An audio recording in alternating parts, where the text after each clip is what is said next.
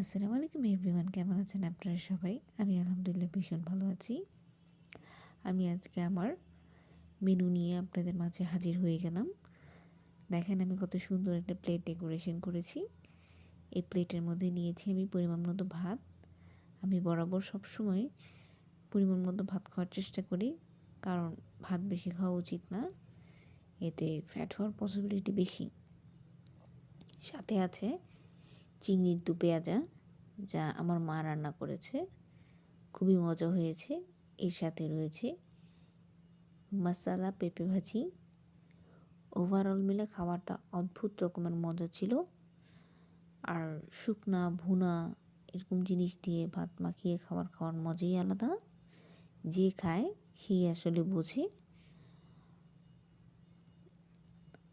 ভালো থাকবেন সবাই। আল্লাহ হাফেজ।